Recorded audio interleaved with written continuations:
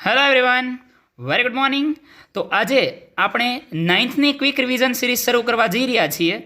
આ વિડીયો તમને નાઇન્થના રિવિઝન સાથે 10thની અંદરની આવતી એક્ઝામ NTSCમાં પણ ખૂબ જ કામ લાગશે. તો ચલો મિત્રો, શરૂ કરીએ. ધોરણ નંબર 9ની અંદર પહેલા ચેપ્ટરથી શરૂઆત કરીએ. પ્રયત્ન એવો કરશું કે દરેક લેક્ચરની અંદર એક ચેપ્ટર છે એ ડિયર ફ્રેન્ડ્સ કમ્પ્લીટ થઈ જાય.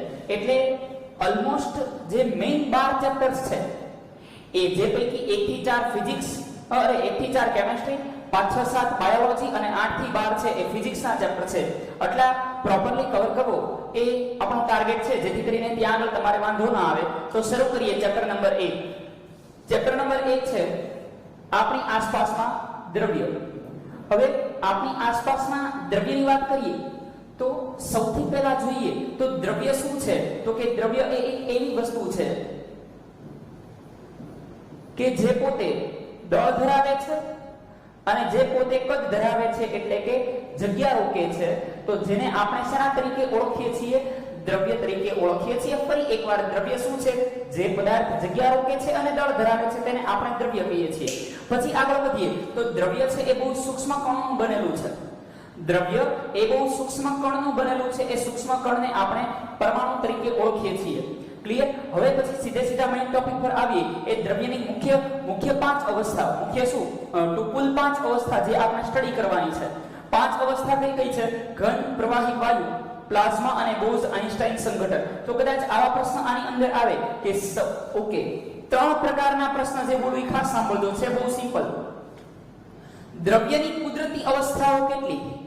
દ્રવ્યની કુદરતી અવસ્થા કેટલી? તો કે દ્રવ્યની કુદરતી અવસ્થા છે એ કુદરતી 3 અવસ્થા છે. દ્રવ્યની કુલ અવસ્થા છે જે આપણા સ્ટાન્ડર્ડની અંદર છે કુલ 5 અવસ્થા છે. એટલે ભૂલ ના પડે, કુદરતી અવસ્થા પૂછે તો તમારે 3 લખવાનું છે. બાકીની જે બંને અવસ્થા છે એ પૃથ્વી ઉપર પ્યોર રીતે જોવા મળતી નથી. એ કૃત્રિમ રીતે ઉત્પન્ન કરવી પડે છે. કુદરતી રીતે એ પૃથ્વી ઉપર આપણને જોવા મળતી નથી હોતી. ક્લિયર? તો કુલ અવસ્થા કઈ છે? કેટલી છે? 5. આની અંદર કઈ આવશે? તો કે ઘન, પ્રવાહી, વાયુ. બધી લખતો નથી, ભૂલી જાઉં છું. ઘન, પ્રવાહી, વાયુ, પ્લાઝ્મા અને બોઝ-આઇન્સ્ટાઇન સંઘટન. હજી એક સવાલ છે કે સૌથી વધારે ઊર્જા ધરાવતી અવસ્થા કઈ? વધારે ઊર્જા ધરાવતી અવસ્થા કઈ છે? તો એ આવશે પ્લાઝ્મા. કઈ આવશે? પ્લાઝ્મા. ચલો ક્લિયર? મારો સ્ક્રીનશોટ આગળ વધીએ. 3, 2, 1. નેક્સ્ટ નંબર માટે આગળ જઈએ. હવે સીધા આવતા રહીએ કે ઘન, પ્રવાહી અને વાયુ એ શું છે એ સમજવા માટે. ચલો, તો મુખ્ય 3 અવસ્થા છે. કઈ તો કે ઘન, પ્રવાહી અને વાયુ. આપણને બધાને એ ખબર છે કે ઘનની અંદરના જે કણ છે એ બહુ નજીક રહેલા હોય છે. પ્રવાહીની અંદર રહેલા કણ થોડા દૂર રહેલા હોય છે અને વાયુની અંદર કોઈ પ્રકારનું નક્કી હોતું નથી. એટલે કે તેના કણો વચ્ચે બહુ વધારે ગેપ જોવા મળતો હોય છે. ઇન શોર્ટ, ઘન, પ્રવાહી અને વાયુની લાક્ષણિકતાઓની વાત કરીએ ટૂંકમાં, તો ઘન પદાર્થની અંદર ચોક્કસ આકાર, ચોક્કસ કદ અને ચોક્કસ બાઉન્ડ્રીઝ હોય છે.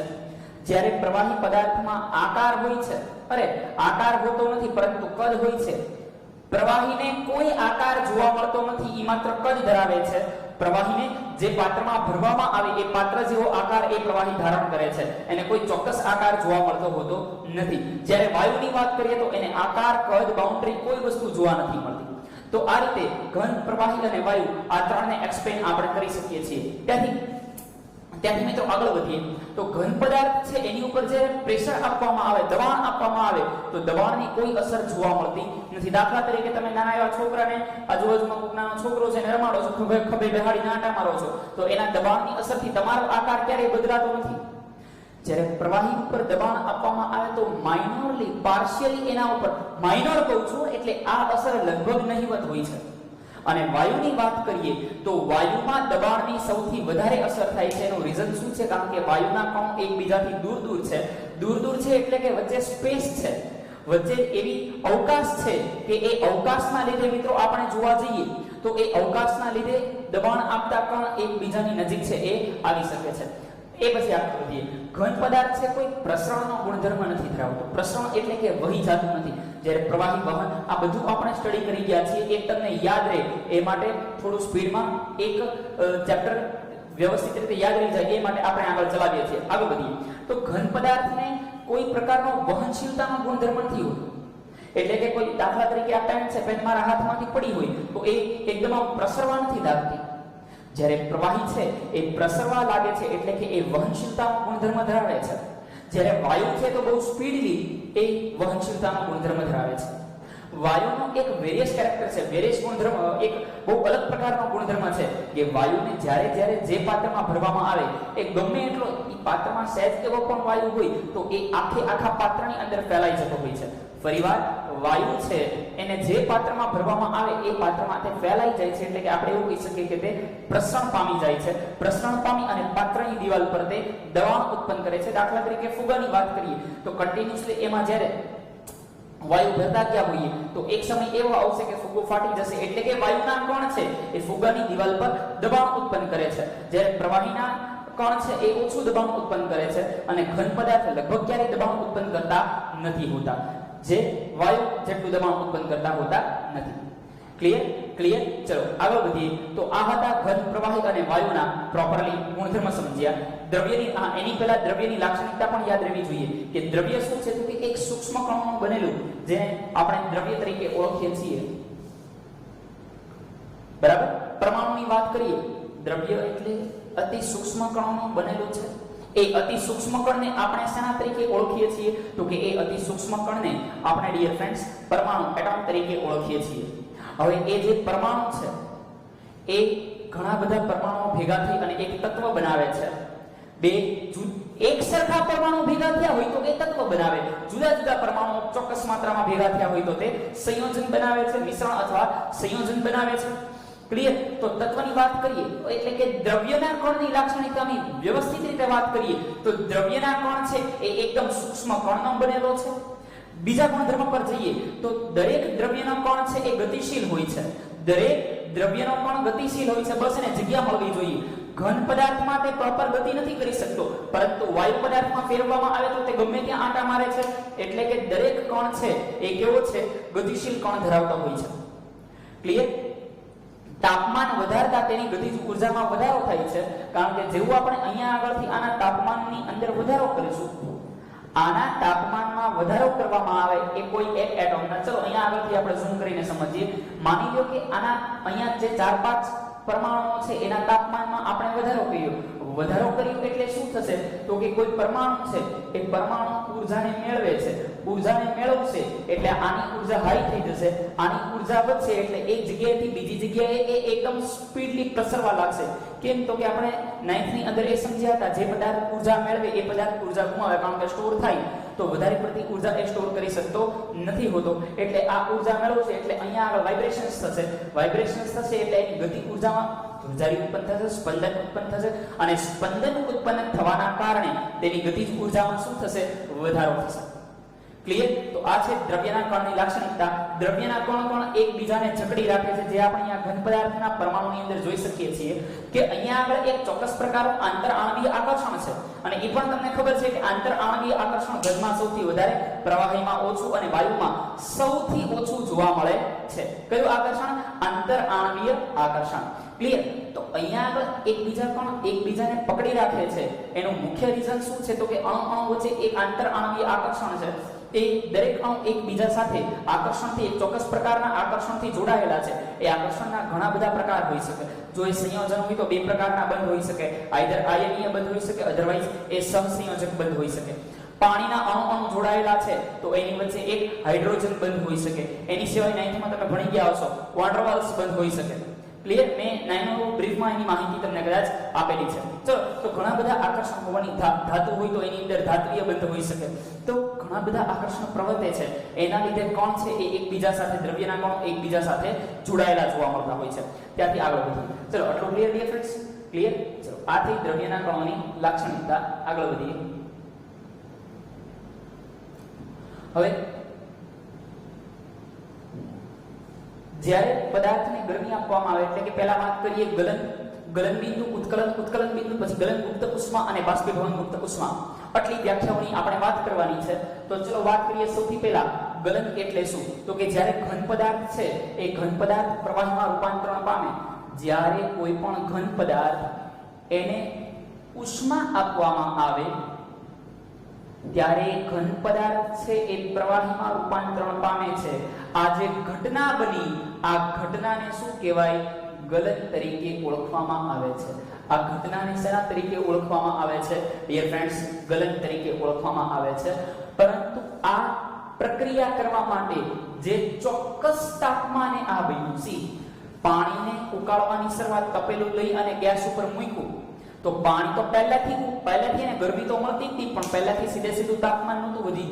થોડો સમય ગયો, તાપમાનમાં કન્ટિન્યુઅસલી વધારો થતો ગયો અને તાપમાનમાં વધારો થવાના કારણે ધીરે ધીરે તાપમાન છે એ વધતું ગયું. વધતું જતા એક બિંદુ એવું આવ્યું, એક પોઈન્ટ એવું આવ્યું કે જેમાં એ પ્રવાહી છે એ સીધું વાયુમાં કન્વર્ટ થયું. તો આ જે ચોક્કસ તાપમાને, અત્યારે મેં પ્રવાહીમાંથી વાયુ કીધું, ચલો ગલન બિંદુ સમજીએ, ત્યારે ઘનમાંથી પ્રવાહી સમજીએ. બરફનો ગાંગડો છે, બરફના ગાંગડાને જ્યારે ફ્રીઝરની બહાર કાઢવામાં આવે, થોડા સમયની અંદર એ બરફનો ગાંગડો પીગળે છે.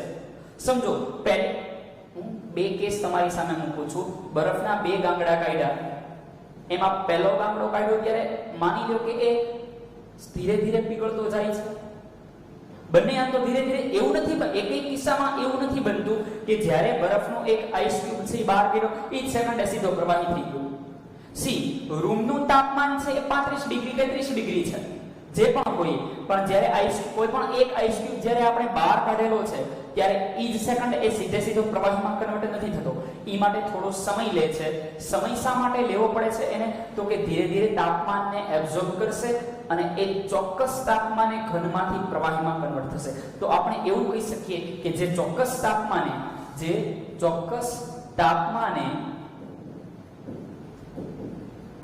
કેવા તાપમાને?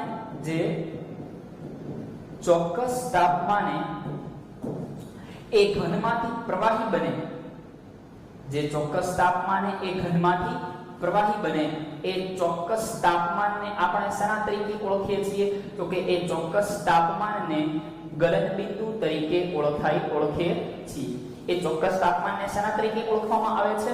ગલન બિંદુ તરીકે ઓળખવામાં આવે છે. હવે બહુ મસ્ત વેરિયસ ટોપિક સમજાવવા જાઉં છું. બહુ મસ્ત મજાનો ટોપિક છે જેનું નામ છે ગલનગુપ્ત ઉષ્મા. આઈ હોપ તમે મારી સ્પીડ સાથે રિલેટ કરી શકતા હશો. કદાચ તમને સ્પીડ વધારે લાગતી હોય તો નીચે સેટિંગમાં જઈ અને 0.75 ની સ્પીડે તમે સાંભળી શકો છો.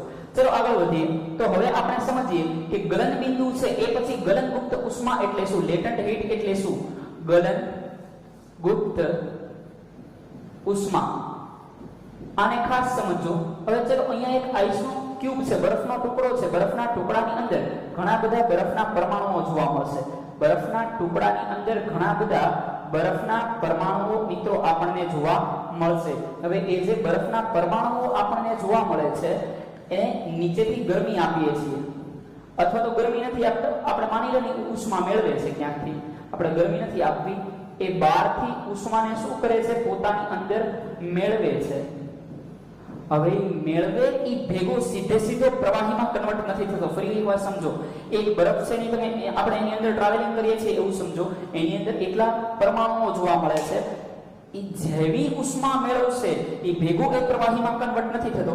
થોડા સમય સુધી એ ઉષ્મા મેળવે રાખશે. હવે જ્યારે થોડા સમય સુધી એ ઉષ્માને મેળવે છે, થોડા સમય સુધી એ કન્ટિન્યુઅસલી ઉષ્મા મેળવે છે, તો વાત એ છે કે વાર કેમ લાગે છે?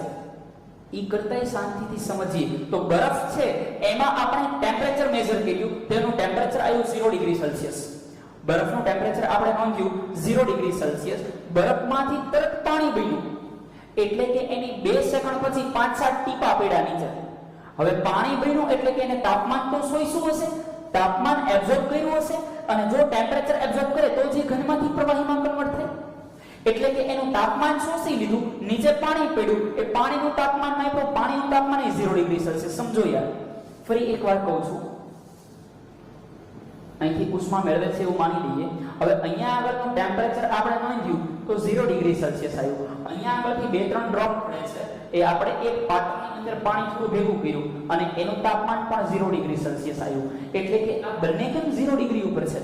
આ એક ઉષ્મા તો ખેંચી, તો એ ઉષ્મા ગઈ ક્યાં? તો મિત્રો આપણે વાત કરીએ તો જે અહીંયા આગળ બોન્ડ બનેલું છે, સમજો અહીંયા આગળ જે બે બોન્ડ બનેલા છે એ બંને વચ્ચે મેં તમને હમણાં કીધું કંઈક ચોક્કસ પ્રકારનું આકર્ષણ છે. એ એ આકર્ષણ સીધે સીધું તાપમાન વધતું નથી. તો પહેલી ઊર્જા વપરાય છે ક્યાં આગળ? તો કે પહેલી ઊર્જા વપરાય છે એ તાપમાનને તોડવા માટે. પહેલી ઊર્જા ક્યાં વપરાય છે? એ તાપમાનને તો તાપમાન શું? એ આકર્ષણને તોડવા માટે. ફરીવાર, જે શરૂઆતમાં ઊર્જા શોષાય છે એ વપરાય છે શેમાં? તાપમાન વધારવામાં નહીં. એ ઊર્જા વપરાય છે અણુ વચ્ચે જે બોન્ડ બની ગયેલા છે, જે આકર્ષણ થઈ ગયેલું છે, એ આકર્ષણને તોડવા માટે એ ઊર્જા શોષાતી હોય છે. અને આ જે ઊર્જા બ્રેક થશે ત્યારે અણુઓ ધીરે ધીરે છૂટા પડશે. હવેની જે ઊર્જા છે એ અણુ શોષી લેશે, એટલે હવે ટેમ્પરેચર પકડશે. શરૂઆતમાં અણુ એ ઊર્જા શોષી નહોતા શકતા. હજી એકવાર લાસ્ટ ટાઈમ હું રિપીટ કરી દઉં છું, આ સમજાશે તો તમને વાંધો નહીં આવે. ઘણા બધા પરમાણુઓ પાસે પાસે ઘનમાં ગોઠવાયેલા છે. જ્યારે એની અંદર ઉષ્મા આપવામાં આવે ત્યારે બે અણુ વચ્ચે બે રીતે ઉષ્મા શોષાય. એક એ ઉષ્માને પરમાણુઓ શોષી શકે અથવા તો અણુઓ શોષી શકે. અધરવાઇઝ બીજી રીતે ઉષ્મા ક્યાં વપરાય? તો કે અણુ એકબીજા સાથે જોડાઈ ગયા છે, એને બ્રેક કરવા માટે એ ઊર્જાનો યુઝ થાય. તો સૌથી પહેલા જે ઊર્જાનો ઉપયોગ થાય છે એ અણુઓને તોડવા માટે, એ અણુઓને બ્રેક કરવા માટે તેનો યુઝ થાય છે. અને ત્યારબાદ એટલે કે જ્યારે બ્રેક થયું ત્યારે તાપમાનમાં હજી કોઈ વધારો થયો નથી. તાપમાનમાં ક્યારે વધારો થાય? જ્યારે પરમાણુ કે અણુ ઉષ્માને મેળવે. અહીંયા આગળ પરમાણુ કે અણુઓ એ કોઈ પ્રકારની ઉષ્મા મેળવતા નથી. તો ઉષ્મા કોણ મેળવે છે? તો કે ઉષ્મા ઓલો જે બંધ બની ગયા હતા ને એ બંધ, એ ઉષ્માના કારણે બંધ બ્રેક થયા. હવે પરમાણુઓ છૂટા થયા એટલે પરમાણુ તાપમાન તો હજી એનું એક છે. હવે જ્યારે પરમાણુ ઉષ્મા મેળવશે ત્યારે તાપમાન વધશે. તો જે શરૂઆતનું તાપમાન બંધ તોડવા માટે વપરાય છે એ ઉષ્મા ગઈ ક્યાં? બંધ તોડવામાં વપરાઈ ગઈ. તો એ ઉષ્માને શેના તરીકે ઓળખવામાં આવે છે? ગલનગુપ્ત ઉષ્મા તરીકે ઓળખવામાં આવે છે. એ ઉષ્માને શેના તરીકે ઓળખાય છે? ગલનગુપ્ત ઉષ્મા. ચલો સ્ક્રીનશોટ મારો, આગળ વધું છું. 3 2 1. એની પછી જોઈએ ઉત્કલન એટલે શું. હવે ઉત્કલન એટલે તમને ખબર છે જે તાપમાને વાયુ પદાર્થ છે એ પ્રવાહીમાં કન્વર્ટ થઈ જાય. જે તાપમાન કરતા જ્યારે વાયુ છે એનું રૂપાંતરણ પ્રવાહીમાં થતું હોય તો અહીંયા આગળ શું આપીએ છીએ? ઊંધું લીધું ને. પ્રવાહીનું રૂપાંતરણ વાયુમાં થતું હોય, પ્રવાહીનું રૂપાંતરણ વાયુમાં થાય એને શું કહેવાય? અને ઊંધું સમજી લઈએ કે વાયુનું રૂપાંતરણ પ્રવાહીમાં થાય એને શું કહેવાય? તો યાદ રાખજો, વાયુનું રૂપાંતરણ પ્રવાહીમાં થાય આ ઘટનાને ઠારણ તરીકે ઓળખવામાં આવે છે. ફરીવાર, વાયુનું રૂપાંતરણ જ્યારે પ્રવાહીમાં થાય આ ઘટનાને મિત્રો આપણે ઠારણ તરીકે ઓળખીએ છીએ. અને જ્યારે પ્રવાહીનું રૂપાંતરણ વાયુમાં થાય આને ઉત્કલન તરીકે ઓળખીએ છીએ. આ ઘટનાને શું કહેવાય? ઉત્કલન. આના માટે શું આપીએ છીએ? ઉષ્મા. હવે જે ચોક્કસ તાપમાને આ વસ્તુ થાય છે, જે ચોક્કસ તાપમાને આ બનતું હોય છે, એ ચોક્કસ તાપમાનને કેવા બિંદુ તરીકે ઓળખવામાં આવે છે? ઉત્કલન બિંદુ તરીકે ઓળખવામાં આવે છે. કેવા બિંદુ તરીકે ઓળખાય છે એ તાપમાનને? ઉત્કલન બિંદુ તરીકે. ચલો ડિયર ફ્રેન્ડ્સ, ક્લિયર? ઉત્કલન બિંદુ એટલે શું છે? તો અહીંયા આગળ જે ચોક્કસ તાપમાનને જ્યારે પ્રવાહી વાયુમાં કન્વર્ટ થાય, રૂપાંતરણ થાય એને ઉત્કલન બિંદુ તરીકે ઓળખવામાં આવે છે. આ જ રીતે જેમ આપણે ગલનગુપ્ત ઉષ્મા સમજ્યા કે જ્યારે ઉષ્મા આવે ત્યારે શરૂઆતનો ભાગ છે એ બંધ તોડવા માટે વપરાય છે, એ ઉષ્મા દેખાતી નથી, આને ગલનગુપ્ત ઉષ્મા કહેવાય. ક્યારે? તો કે જ્યારે ઘનમાંથી પ્રવાહીમાં રૂપાંતરણ થાય ત્યારે. એ જ રીતે ડિયર ફ્રેન્ડ્સ, જ્યારે પ્રવાહીમાંથી વાયુમાં રૂપાંતરણ થાય, જ્યારે પ્રવાહીમાંથી વાયુમાં રૂપાંતરણ થાય ત્યારે અમુક ઉષ્માનો જથ્થો છે એ શોષાઈ જાય છે. અને જે જથ્થો શોષાઈ જાય છે એને બાષ્પીભવન મુક્ત ઉષ્મા તરીકે ઓળખવામાં આવે છે. જે આપણે એક ચોક્કસ ગ્રાફ દ્વારા સમજીએ. ચલો પેલાને સ્ક્રીનશોટ મારી લો. 3 2 1. તો એક ગ્રાફથી આપણે આખું સમજીએ કે જ્યારે ઘન પદાર્થ છે એ ઘન પદાર્થને ગરમી આપવામાં આવે છે ત્યારે એક અહીંયા આગળ ઘનમાંથી એક પ્રવાહીમાં કન્વર્ટ થતો હોય ત્યારે તાપમાનમાં વધારો જોવા મળતો નથી. એ તાપમાનનો વધારો કોન્સ્ટન્ટ થઈ જાય છે. તો આ વધારો જાય છે ક્યાં આગળ? આનું શું થાય છે? તો કે આ સમજવાનું, આ શું ડિનોટ કરે છે કે આ જે ઊર્જા છે એ ઊર્જા બંધ તોડવા માટે વપરાય છે. બંધ તોડવા માટે વપરાય છે. એટલે કે આ ઊર્જા કોઈ પરમાણુ નથી શોષતા, આ ઊર્જા ઓલા બંધ બની ગયા ને એને બ્રેક કરવા માટે વપરાય છે. આ ઘનમાંથી પ્રવાહીમાં થતું હોય ત્યારે તો આવી ઉષ્માને ગલનમુક્ત ઉષ્મા તરીકે ઓળખવામાં આવે, ગગુ ઉષ્મા. અને એ પછી જોવા જઈએ બાષ્પીભવન મુક્ત ઉષ્મા એટલે શું? તો કે જ્યારે કોઈ પદાર્થ પ્રવાહીમાંથી વાયુમાં રૂપાંતરિત થાય છે ત્યારે પ્રવાહીને ઊર્જા આપવામાં આવે તો પ્રવાહીને ઊર્જા આપતા એના માની લો કે આ પ્રવાહી છે, પ્રવાહીના કણ છૂટા છૂટા હશે તો પણ તેના વચ્ચે કોઈ ચોક્કસ પ્રકારનું આકર્ષણ તો જોવા મળશે જ. આ પ્રવાહીના કણ છે, અહીંયા આગળ પણ કોઈ ચોક્કસ પ્રકારનું મિત્રો આકર્ષણ આપણને જોવા મળશે. ચલો માની લઈએ કે આ એની આપણું આકર્ષણ એટલે કે પ્રવાહીના અણુ વચ્ચેનું આકર્ષણ છે. તો જ્યારે આને નીચેથી ઊર્જા આપવામાં આવે છે ત્યારે એ શરૂઆતની ઊર્જા ક્યાં આગળ વપરાય છે? તો કે શરૂઆતની ઊર્જા ડિયર ફ્રેન્ડ્સ વપરાય છે એ આકર્ષણને તોડવા માટે. શરૂઆતની ઊર્જા ક્યાં વપરાય છે? એ આકર્ષણને તોડવા માટે. એટલે અહીંયા જે ઉષ્મા બ્રેક થશે, આ ઉષ્મા ક્યાં યુઝ થશે? તો કે અહીંયા જે આકર્ષણ છે એને બ્રેક કરશે. હવે વિચારો કે આ બધા આકર્ષણ બ્રેક થઈ ગયા એટલે આ અણુઓ ફ્રી થઈ ગયા એટલે હવે એ ધીરે ધીરે ઉપર જશે. એ ઉપર જશે એ પહેલા એ અણુ શું કરશે? તો કે પહેલા જે બોન્ડ હતા એ બોન્ડ બ્રેક કરી નાખ્યા. હવે જે ઉષ્મા છે એ ઉષ્માને એ પોતે શોષી લેશે. એ ઉષ્માને શોષી લેશે એટલે એની એનર્જી હાઈ થઈ ગઈ. એનર્જી હાઈ થઈ ગઈ એટલે હવે એ પાત્રને છોડી અને બહાર નીકળી જશે. તો આ જે ઉષ્મા છે આને આપણે કેવી ઉષ્મા તરીકે ઓળખીએ છીએ? બાષ્પીભવન મુક્ત ઉષ્મા તરીકે ઓળખવામાં આવે છે. કેવી ઉષ્મા તરીકે ઓળખાય છે ડિયર ફ્રેન્ડ્સ? બાષ્પીભવન મુક્ત ઉષ્મા. ચલો હવે થોડા ટેમ્પરેચર કન્વર્ઝન શીખી લઈએ. આઈ થિંક તમને આવડતું જ હશે. એક તાપમાનમાંથી બીજા તાપમાનમાં કેવી રીતે ફેરવી શકાય? તો તાપમાનનો SI એકમ છે કેલ્વિન. પહેલા તો તાપમાનને 3 પ્રકારે માપવામાં આવે છે. કઈ રીતે? તો કે ડિગ્રી સેન્ટીગ્રેડ જે રૂમ ટેમ્પરેચર માપીએ, ડિગ્રી ફેરનહીટ જે ડોક્ટર આપણો તાવ માપે, અને કેલ્વિન સૂર્યની સપાટીને આ બધું કેલ્વિનમાં મપાય. જે પૈકી કેલ્વિન જે છે એ કેલ્વિન તાપમાનનો SI એકમ છે. કેલ્વિન કેવો એકમ છે? તાપમાનનો SI એકમ છે. સ્ક્રીનશોટ ને બધું પાડતા જજો, તમારી માટે બહુ પ્રોપર પ્લાન બનાવેલો છે. ક્લિયર? એટલે પ્રોપર લેક્ચરને એટેન્ડ કરજો. દરેક વસ્તુ દરેક શબ્દ છે તમારા કાને પડવો જોઈએ અને દરેક વસ્તુ તમને પ્રોપરલી સમજાવી જોઈએ. ચલો આગળ વધીએ. તો એ પૈકી કેલ્વિન છે એ SI એકમ છે. તો આપણે સેલ્સિયસમાંથી કેલ્વિન અને કેલ્વિનમાંથી સેલ્સિયસનું કન્વર્ઝન આપણે શીખવાનું છે. તો ચલો આગળ વધીએ. સ્ક્રીનશોટ પાડો. 3 2 1 આગળ વધું છું.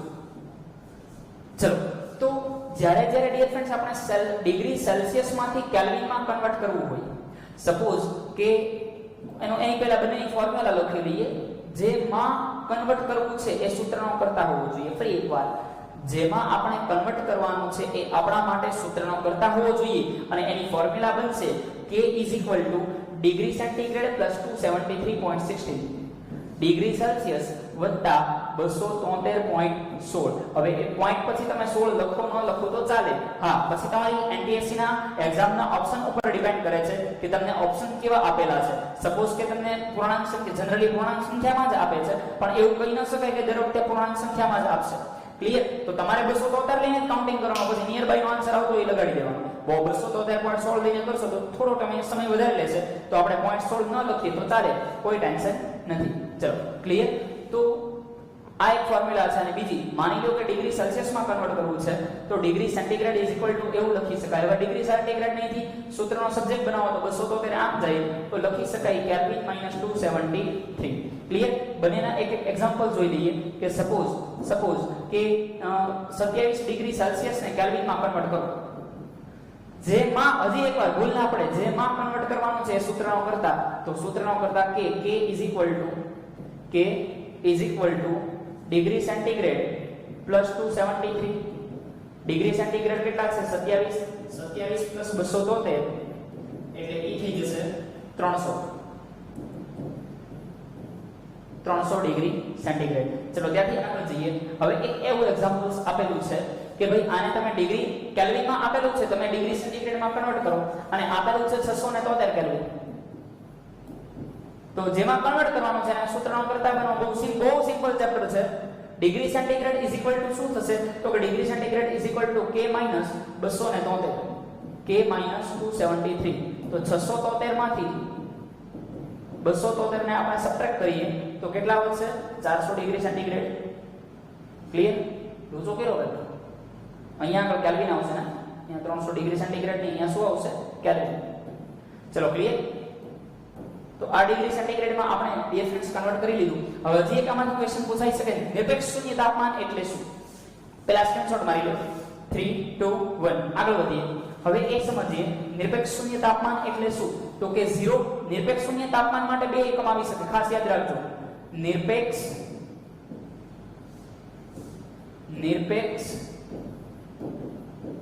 શૂન્ય તાપમાન હવે નિરપેક્ષ શૂન્ય તાપમાન એટલે 0 કેલ્વિન છે આ ઓકે નથી લખેલું 0 કેલ્વિન લખેલું છે 0 કેલ્વિન આને નિરપેક્ષ શૂન્ય ટેમ્પરેચર તરીકે ઓળખવામાં આવે છે અધરવાઇઝ મિત્રો એવું કહી શકાય કે ડિગ્રી સેન્ટીગ્રેડમાં ફેરવવું હોય તો -273 ડિગ્રી સેન્ટીગ્રેડ આ જે તાપમાન છે આને નિરપેક્ષ શૂન્ય તાપમાન તરીકે ઓળખવામાં આવે છે એટલે કે આનાથી ઓછું તાપમાન શક્ય નથી એટલે કે -1 કેલ્વિન શક્ય ના બની શકે -1 કેલ્વિન દુનિયામાં ક્યારેય શક્ય બની શકે નહીં અને ડિગ્રી સેન્ટીગ્રેડમાં જોવા જઈએ તો કેટલું ઓછામાં ઓછું તાપમાન શક્ય છે 273 ડિગ્રી સેલ્સિયસ એટલે કે -274 ડિગ્રી સેન્ટીગ્રેડ આખા યુનિવર્સમાં ક્યાંય શક્ય બને નહીં કેમ તો કે આ નિરપેક્ષ શૂન્ય તાપમાન છે એટલે આનાથી ઓછું તાપમાન એ શક્ય નથી ક્લિયર મિત્રો તો નિરપેક્ષ શૂન્ય તાપમાનમાંથી એકાદ એમસીક્યુ આવી શકે ચલો સ્ક્રીનશોટ મારો ત્યારબાદ મિત્રો આપણે એની પછીના ટોપિક્સ પર જઈએ 3 2 1 આગળ વધીએ છીએ ચલો હવે આપણે સમજીએ દબાણની ઘન પ્રવાહી અને વાયુ પરની અસર હવે જ્યારે આપણને એ ખ્યાલ છે કે ભાઈ ઘન ઉપર કઈ પ્રોપર અસર થતી નથી દાખલા તરીકે જોવા જઈએ તો આપણા અહીંયા આગળ જો આપણા માથા ઉપર કોઈ ડોલ મૂકી દીધી તો માથાને કોઈ ફેર થોડું પ્રેશર ફીલ થાય પણ એવું નથી થતું કે માથું છે પેમ્પું થઈ જાય ક્લિયર પેલા ડોલ પેલા આટલું મોટું મસ્તક હતું પછી દબાઈ ગયું ડોલ મૂકી તો આટલું એવું થઈ ગયું તો પેલો કે ડબ્બી જેવું મોટું થઈ જાય એવું ક્યારેય બનતું હોતું નથી ક્લિયર ડિયર ફ્રેન્ડ્સ એટલે કે ઘન પદાર્થ પર ક્યારેય કોઈ ખાસ દબાણની અસર થતી નથી હવે ક્યારેય કોઈ ખાસ એટલે એ સહન કરી શકે એટલા દબાણની વાત કરું છું પછી માથા ઉપર જોરથી અથોડા મારવા માંડ્યા હોય તો જરૂર કરતા એ દબાણ વધી માથા ઉપરથી કે બહુ જોરથી વસ્તુ પડી હોય કે કોઈ પણ ઘન પદાર્થ ઉપર કોઈ જોરથી વસ્તુ પડી હોય તો યાર ઓબ્વિયસ તૂટી જવાની છે બેન્ચ ઉપર તમે બેસો તો કઈ અસર નથી થવાની પણ બેન્ચ ઉપર જોરથી 2 3 4 અથોડા મારવા લાગો તો એ તૂટવાની છે કેમ તો કે અમુક હદ કરતા એ દબાણ છે એ વધી જાય છે અને દબાણનું લેવલ જ્યારે વધે છે અનબિયરેબલ અસહ્ય વસ્તુ જ્યારે આવે ત્યારે એ સહન ના કરી શકે તો ત્યારે એ તૂટી જતો હોય ક્લિયર બાકી દબાણના લીધે જનરલી ઘન પદાર્થના આકારમાં કોઈ ચેન્જ જોવા મળતો નથી સેકન્ડ થિંગ તમને પૂછે કે કયો અપવાદ છે તો ખાસ લખજો સ્પોન્જ જેને આપણે વાદળી કહીએ છીએ તો વાદળી એ અપવાદ છે ઘન હોવા છતાં પણ દબાય છે કારણ કે એ એક્ચ્યુઅલી પદાર્થ નથી એની અંદર વાયુનું મિશ્રણ છે ક્લિયર ચલો પ્રવાહી છે તો પ્રવાહી ઉપર પણ ખાસ પ્રકારની કોઈ અસર જોવા મળતી નથી કેમ તો કે પ્રવાહીને જ્યારે દબાવવામાં આવે તો એની વચ્ચે કઈ ખાસ એટલી બધી સ્પેસ નથી કે જેથી કરીને અસર થઈ શકે તો પ્રવાહી ઉપર થોડું પ્રેશર કરવામાં આવે તો પ્રવાહીના અણુ ત્યાં પાત્રની દિવાલ પર અસર કરશે દિવાલ તોડીને બહાર નીકળી જશે અને ત્યારબાદ વાત કરીએ તો સૌથી વધારે અસર શેના ઉપર થાય છે તો કે સૌથી વધારે દબાણની અસર વાયુ ઉપર થાય છે કારણ કે એના અણુઓ ખૂબ દૂર છે અને ખૂબ દૂર અણુ હોવાના કારણે દબાણ આપતા તે ઘણા બધા નજીક આવી શકે તેમ છે આની ઉપરના એપ્લાઇડ અમુક નાના મોટા ક્વેશ્ચન્સ પૂછે તો એ તમને ફાવવા જોઈએ ક્લિયર તો હજી એક વાર કે જ્યારે વાયુ છે વાયુના અણુઓ છૂટા છે તેના એપ્લાઇડ એટલે એક મસ્ત મજાની વાર્તા મૂકી દેશે તો એવા લગભગ જનરલી ગુજરાતની એનટીએસસી બહુ ઈઝી હોય છે કોઈ ટેન્શન લેવાની જરૂર નથી ખાલી કન્ટેન્ટ ક્લિયર રાખજો કન્સેપ્ટ ક્લિયર રાખજો જે બોલું છું શબ્દ સાંભળતા જ લગભગ વાંધો નહીં આવે અને એની ઉપરના એમસીક્યુની કોઈ પણ રીતે તમે પ્રેક્ટિસ કરજો ચલો આગળ વધીએ તો વાયુના અણુઓ એટલા બધા છૂટા હોય છે કે દબાણ આપતાની શરૂઆતમાં જ વાત કરી કે એકબીજાની નજીક આવે છે તો વાયુનું સંકોચન આપણે કરી શકીએ છીએ અને એનું સંકોચન કરી અને એ વાયુને આપણે પ્રવાહીમાં રૂપાંતરિત કરી શકીએ છીએ જ્યારે આ વાયુ પ્રવાહીમાં રૂપાંતરિત થશે ત્યારે તાપમાન બહુ નીચું હશે એટલે કે આ પ્રવાહીમાં રૂપાંતરિત થવાની બે કન્ડિશન છે ખાસ લખજો વાયુનું પ્રવાહીકરણ કરવા માટે બે કન્ડિશન જરૂરી છે વાયુનું પ્રવાહીમાં રૂપાંતરણ થવાની ઘટનાને શું કહેવાય પ્રવાહીકરણ કેવો પ્રવાહીકરણ. ચલો આગળ વધીએ. હવે વાયુના પ્રવાહીકરણ કરવા માટે બે કન્ડિશન એપ્લાય થાય છે. એ બંને કન્ડિશન અહીંયા આગળ લખું છું. કન્ડિશન સામો કલર આવી ગયો. કન્ડિશન નંબર 1 કે દબાણ છે એ ખૂબ ઊંચું હોવું જોઈએ અને તાપમાન છે એ નીચું હોવું જોઈએ. કેમ? તો કે ઊંચા તાપમાને આ અણુઓ ઊર્જા મેળવશે અને ગતિ કરવા લાગશે. તાપમાન નીચું હોવું જોઈએ. નીચા તાપમાન હશે તો ઊર્જા નહીં હોય. ઊર્જા નહીં હોય તો ગતિ નહીં કરી શકે. તમે મસ્ત ખાઈ પીને અષ્ટપુષ્ટ છો તો દોડાદોડી કરશો. તમને 1-2 દિવસથી ખાવા જ નથી આવ્યું, તમે શાંતિથી એક જગ્યાએ બેઠા રહેશો. ઊર્જા નથી તો ગતિ પણ નથી. સિમ્પલ છે. ક્લિયર? ચલો મારો સ્ક્રીનશોટ આગળ વધીએ. 3 2 1. હવે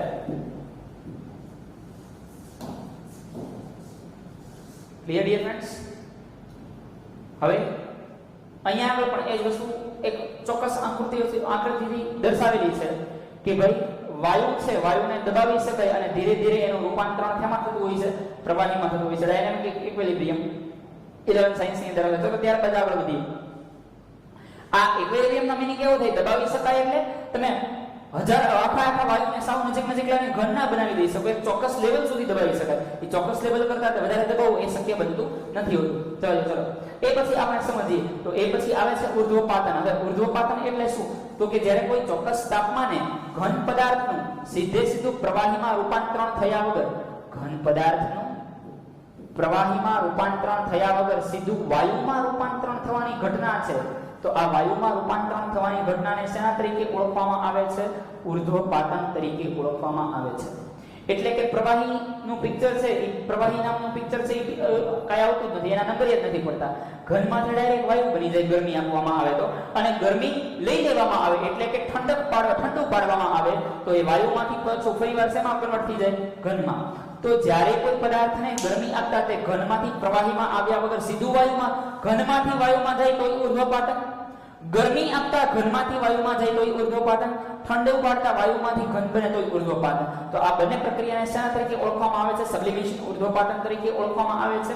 ચાઇના ડીશમાં જ્યારે એમોનિયમ ક્લોરાઇડનો ભૂકો દેવામાં આવે અને નીચેથી ગરમી આપવામાં આવે તો એ એમોનિયમ ક્લોરાઇડ પ્રવાહીમાં રૂપાંતરિત થયા વગર સીધું વાયુમાં રૂપાંતરિત થાય છે. તો આ ઘટનાને આપણે શેના તરીકે ઓળખીએ છીએ? ઉર્ધ્વપાતન તરીકે ઓળખીએ છીએ. સ્ક્રીનશોટ મારો, એના એક્ઝામ્પલ્સ જોઈ લો. એક કામ કરી પહેલાના એક્ઝામ્પલ જોઈ લઈએ. તો આના એક્ઝામ્પલમાં એમ પૂછી શકે કે નીચેમાંથી કયા ઉર્ધ્વપાતી પદાર્થ છે?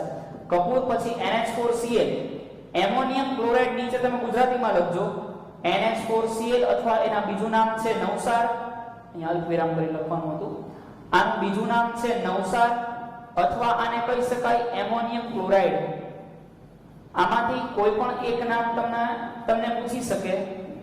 Ammonium chloride. આ ત્રણેય નામ એક જ છે. આ ત્રણેય નામ કેવા છે? એક છે. કયા? NH4Cl, નવસાર અને એમોનિયમ ક્લોરાઇડ. એની સિવાયની વાત કરીએ તો હજી નેપ્થેલિનની ગોળી અથવા ડામરની ગોળી કહીએ. ડામરની ગોળી એના ઓબ્લિક કરીને એવું લખી નાખજો નેપ્થેલિન બોલ્સ, નેપ્થેલિનની ગોળી. ક્લિયર? તો આ બધા પદાર્થો હજી લખી શકાય. આયોડિન. જો આ બધા યાદ રાખજો, અલ્પવિરામ કરીને લખતા જજો. આયોડિન પણ એક પ્રકારનો ઉર્ધ્વપાતી પદાર્થ છે. તો આ બધા પદાર્થો ડિયર ફ્રેન્ડ્સ કેવા છે? ઉર્ધ્વપાતી. મારો સ્ક્રીનશોટ આગળ વધીએ. 3 2 1. ચલો જઈએ આગળ. છેલ્લા ટોપિક પર આવીએ ચેપ્ટરના, જેનું નામ છે બાષ્પીભવન. હવે બાષ્પીભવન એટલે શું? તો કે ખાસ સમજો, ઉત્કલન બિંદુ કરતા ઓછા તાપમાને આ 88 માં જૂના પેપરની અંદર આવી ગયેલો પ્રશ્ન. બહુ કેટલો સિમ્પલ પ્રશ્ન છે. ઉત્કલન બિંદુ કરતા ઓછા તાપમાને પ્રવાહીમાંથી વાયુમાં રૂપાંતરિત થવાની ઘટનાને શેના તરીકે ઓળખવામાં આવે છે? તો કે એ ઘટનાને ડિયર ફ્રેન્ડ્સ બાષ્પીભવન તરીકે ઓળખવામાં આવે છે. હવે વાત એ છે સર, હમણાં તમે એવું શીખવાડ્યું કે જ્યારે પ્રવાહી એક ચોક્કસ તાપમાને વાયુમાં પરિણમે એને બાષ્પીભવન કહેવાય, એને ઉત્કલન બિંદુ કહેવાય. તો હવે ઉત્કલન બિંદુ કરતા ઓછા તાપમાને વાયુમાં પરિણમવું એ શક્ય કઈ રીતે બને? તો ચલો એને નિરંતે મસ્ત રીતે સમજીએ. તો કે જ્યારે આની ઉપર સૂર્યની ગરમી પડે છે, જ્યારે અહીંયા આગળ સૂર્યનો પ્રકાશ, સૂર્યની ઊર્જા આવે છે, સૂર્યની ઊર્જાને આપણે યેલો કલરથી ડિનોટ કરી લઈએ કે અહીંયા આગળ ઉપરથી કોઈ પણ સનરેઝ આવે છે. એ સનરેઝ છે એ આની અંદરનો આ પરમાણુ છે, આ પરમાણુઓ છે બધા, એ એને એબ્ઝોર્બ કરે છે, એ એનું શોષણ કરે છે. હવે સમજો કે જે સપાટી ઉપરના પરમાણુઓ છે, જે સપાટી ઉપરના પરમાણુઓ છે એ બધા પરમાણુ મેં હમણાં જ કીધું કે ભાઈ દ્રવ્યના કણો છે એકબીજા સાથે આકર્ષણ ધરાવે છે. બરાબર. અહીંયા 3-4 લેયર બનાવીને તમને સમજાવી શકું છું શું થાય છે શું નહીં. ચલો તો અહીંયા આગળ આપણે જોયું કે આ બધા એકબીજા સાથે આકર્ષણમાં હોવાના છે. આ બધા એકબીજા સાથે આકર્ષણમાં હોવાના છે. પણ તમે જુઓ, પણ અહીંયા આખું પાત્ર છે અથવા તો આ સમુદ્ર એની બાઉન્ડ્રી છે. આપણે પાત્ર રાખે છે બહુ એવો સમુદ્ર. ક્લિયર? ચલો તો આ બધા તત્વો, આ બધા પરમાણુઓ એકબીજા સાથે કોઈ પણ રીતે કનેક્ટેડ છે. હવે અહીંયા જ્યારે ગરમી આવશે, અહીંયા જ્યારે એને ઉષ્મા મળે છે તો અહીંયા આગળ બનશે કેવું? અહીંયા આગળ મિત્રો એવું બને છે કે આ પરમાણુ તમે જુઓ, આ પરમાણુ જો બધી બાજુથી લોક છે, ઉપર નીચે આજુ બાજુ, હજી અહીંયા ક્રોસ કનેક્શન નહીં લાગશે, એ બધી બાજુથી લોક છે. જ્યારે સૌથી ઉપરનો પરમાણુ મિત્રો જોવા જઈએ, સૌથી ઉપરનો પરમાણુ ડિયર ફ્રેન્ડ્સ જોવા જઈએ તો ત્યાં એટલે કે સૌથી ઉપરના પરમાણુ માટે એની ઉપર કોઈ છે જ નહીં. એટલે કે આને લાગતું પ્રેશર બધી બાજુથી છે, બળ બધી બાજુથી છે, આકર્ષણ બધી બાજુથી છે. જ્યારે આને એક બાજુ ખુલ્લી છે એટલે બધા કરતા આનું આ ઉપરના લેયરનું, પહેલા લેયરનું આકર્ષણ થોડું સહેલું પડશે. જ્યારે સૂર્યપ્રકાશ આવે છે ત્યારે આ આકર્ષણ બ્રેક થાય છે, અહીંયાથી આકર્ષણ બ્રેક થાય છે અને હવે આ ઊર્જા મેળવી અને નીકળી જાય છે. તો જ્યારે એ ઉત્કલન બિંદુથી ઓછા તાપમાને, એટલે થોડું ઓછું દેખાતું હશે, ડાર્ક કરી લઈએ, ઉત્કલન બિંદુથી ઓછા તાપમાને આ પરમાણુ અહીંથી ભાગી જાય છે. કેમ? તો કે આકર્ષણ ઘટવાના કારણે. તો આ ઘટનાને આપણે શેના તરીકે ઓળખીએ છીએ? બાષ્પીભવન. બાષ્પીભવન. ગુલાબજાંબુનું તમારા કોઈ રિલેટિવે દિવાળીમાં બોક્સ મોકલાવેલું છે ને, અહીં તમે એક્ઝામ્પલ લીધું. ગુલાબજાંબુના બોક્સની અંદર તમે આમ ડબ્બો ખોલો તો સૌથી ઈઝીલી કયું ગુલાબજાંબુ ખેંચી શકો? તો કે ઉપરનું. વચ્ચેનું કેમ નહીં? તો કે વચ્ચેની આજુ ગુલાબજાંબુ પરમાણુ છે એવું માની લઈએ તો કે વચ્ચેનું ગુલાબજાંબુ છે એની આજુબાજુ બધી જગ્યાએથી ઘેરાયેલું છે. જ્યારે ઉપરનું ઘેરાયેલું નથી, વચ્ચેનું આમ હાથ નાખીને કાઢવા જાવ તો બાકીનો બધો સૂતો બની જાય. ક્લિયર? ક્લિયર? સમજો છો વાતને? તો આ રીતે બાષ્પીભવન છે એ ડિયર ફ્રેન્ડ્સ સમજી શકાય. બાષ્પીભવન પર અસર કરતા 4 પરિબળોની વાત કરી લઈએ તો બાષ્પીભવન પર અસર કરતા પરિબળો, એક મિનિટ આને સ્ક્રીનશોટ મારવાનો બાકી તો સ્ક્રીનશોટ મારી લો જલ્દી. 3 2 1 આગળ વધીએ. બાષ્પીભવન પર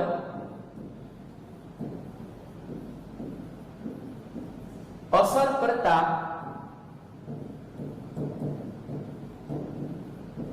પરિબળો, તો 4 પરિબળો ડિયર ફ્રેન્ડ્સ આપણે ધ્યાનમાં લેવાના છે. 4 પરિબળોના નામ એકવાર હું લાઈનમાં બોલી જાઉં છું. એમાંથી પરિબળ નંબર 1 તાપમાનમાં વધારો. હવે ઓબ્વિયસલી તમને મિત્રો બધાને ખબર છે કે તાપમાન વધે તો બાષ્પીભવન વધે. કેમ? તો કે ઊર્જા વધે છે. શું વધે છે? ઊર્જા વધે છે એટલે બાષ્પીભવનમાં પણ શું થશે? વધારો થશે.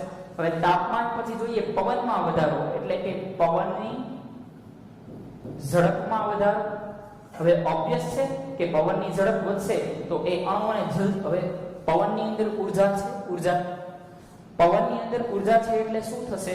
તો કે પવનની અંદર ઊર્જા છે એટલે ઊર્જા જોરથી આની ઉપર લાગશે અને જેવી આની ઉપર લાગશે એ ભેગો અહીંથી આકર્ષણ તોડવામાં એ મદદરૂપ થશે.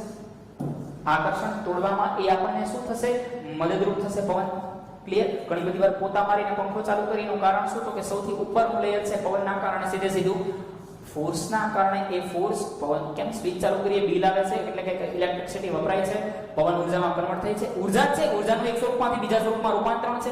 એક ઊર્જા પાણીના અણુ લાગે છે, ઉપાડીને સીધું નીકળી જાય છે. પવનની ઝડપ વધતા બાષ્પીભવનમાં પણ શું થાય છે? વધારો થાય છે. ત્રીજા નંબર પર મિત્રો આપણે જઈએ તો ત્રીજો નંબર આપણને એવું સૂચવે છે કે તાપમાન આવી ગયું, પવન આવી ગયું, સપાટીનું ક્ષેત્રફળ વધારવામાં આવે તો ક્ષેત્રફળ વધતા પણ બાષ્પીભવન વધે છે. કેમ? તો કે સપાટી વધારે મળતી હોય છે. એટલે માની લો કે આ એક ગ્લાસ છે, આ ગ્લાસમાં ઉપરના પરમાણુ છે, અહીંથી ઊર્જા મળે છે તો પહેલું લેયર નીકળશે, પછી બીજું લેયર નીકળશે, પછી ત્રીજું લેયર નીકળશે, વાર લાગશે. હવે એ જ ગ્લાસને એક નાની એવી રકાબીમાં સ્પ્રેડ કરી દીધેલું છે તો અહીંયા આગળ જે સપાટીનું ક્ષેત્રફળ વધે છે એટલે કે અહીંયા પહેલું લેયરમાં વધારો થઈ ગયો. પહેલા લેયરમાં 2 પરમાણુ હતા, એની બદલે ઘણા બધા પરમાણુ આવી ગયા તો આ બધા પરમાણુ અહીંથી ઈઝીલી નીકળી શકશે. એટલે કે સપાટીનું ક્ષેત્રફળ જ્યારે વધારવામાં આવે ત્યારે શું થાય છે કે બાષ્પીભવનમાં પણ મિત્રો વધારો થતો જોવા મળે છે. બાષ્પીભવનમાં શું થતો જોવા મળે છે? વધારો. અને એ પછી છેલ્લે આપણે જોઈએ તો ભેજનું પ્રમાણ. જ્યારે મિત્રો ભેજના પ્રમાણમાં વધારો થાય